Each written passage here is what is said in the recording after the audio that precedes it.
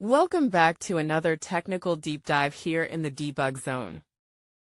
Today, we're tackling a big question and breaking it down with insights from other users.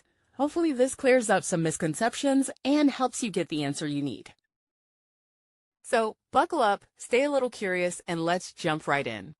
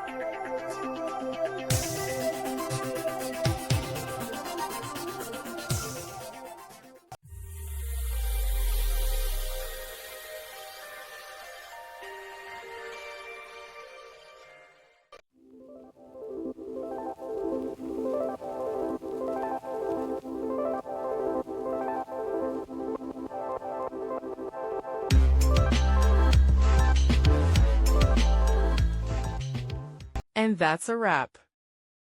I hope you found the answer you were looking for.